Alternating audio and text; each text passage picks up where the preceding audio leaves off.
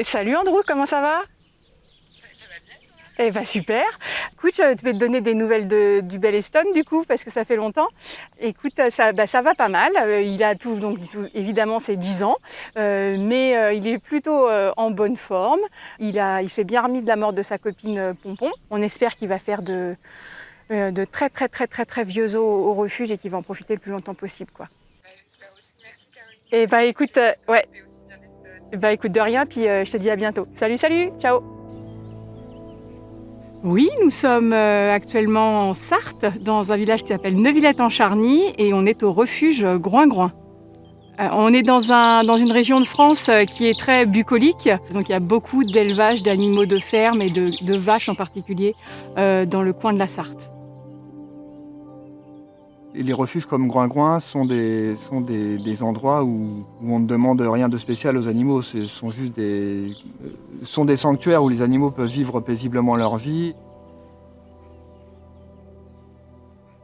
Alors on a actuellement 112 animaux au refuge et aussi dans des familles d'accueil. Et on a 50 cochons, donc il y a Eston, Nala, Belote, Bouloche. On a une dizaine de chèvres, on a Gambette, Benji, etc. Il y a des vaches, Marguerite, Éole, Fantomette. On a aussi des chevaux et des poneys. On a vraiment toutes les sortes, toutes les espèces possibles au refuge. Il y en a autant que d'animaux, autant que d'individus.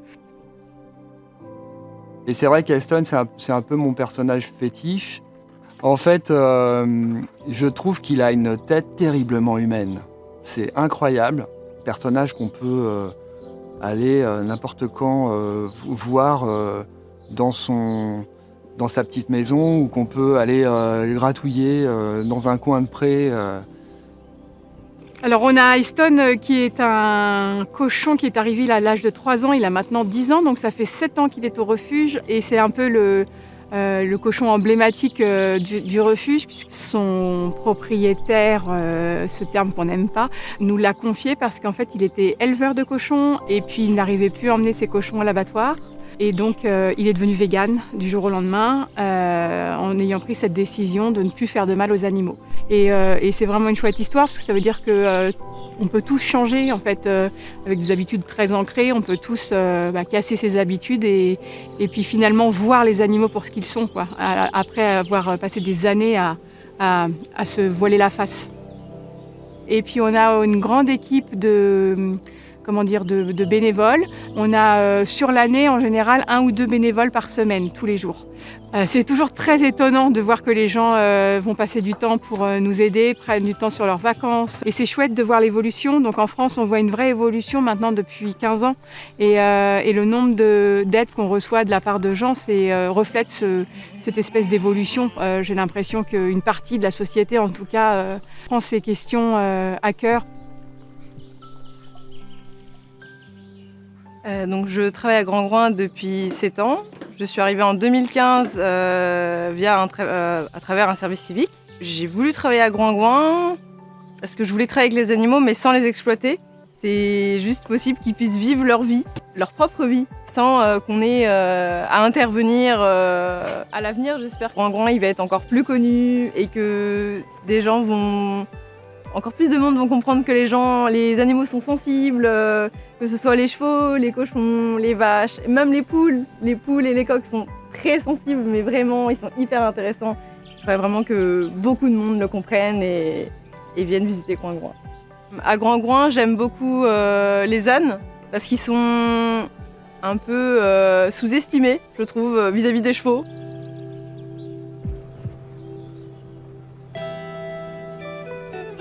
Antispécisme, c'est vraiment la valeur que je défends tous les jours. C'est quelque chose de très très important pour moi. Je l'ai écrit en gros ici pour que tout le monde le sache. C'est ce qui dirige ma vie. Pour moi, ça veut dire c'est pas de domination, que ce soit les hommes sur les femmes, les hommes sur les animaux, les blancs sur les racisés. C'est la convergence de toutes les luttes contre la domination. Pour moi, c'est essentiel dans la vie. C'est vraiment très important. c'est vraiment chouette de pouvoir se dire qu'on peut leur sauver la vie. Donc ça, c'est vraiment le chouette côté parce que pour eux, c'est toute leur vie. C'est vraiment très important. Par contre, le côté plus noir de ça, ça veut dire que tous les autres, tous ceux qu'on ne peut pas prendre vont à une mort certaine. Souvent, on peut nous demander qu'est-ce qu'il faudrait faire pour aider. En fait, c'est assez facile. On peut aider de plein de façons différentes. On peut militer pour des associations comme L214. On peut faire du bénévolat pour Groin-Groin. Mais en fait, on peut surtout réduire sa consommation ou évidemment arrêter sa consommation de produits animaux. Le fait de participer au système fait qu'on fait malheureusement du mal aux animaux qu'on ne voit pas, certes. Voilà. Donc en fait, c'est super facile maintenant. En plus, il y a plein d'alternatives. Donc il y a des alternatives pour la viande, pour le lait, pour les produits cosmétiques, pour plein de choses. Donc on peut faire un choix dans sa consommation de tous les jours et ça aide énormément à faire avancer les choses. En fait, le consommateur a le pouvoir et en fait, on le sait, mais on ne l'intègre pas. C'est dommage. On pourrait changer le monde en 3 jours, en fait.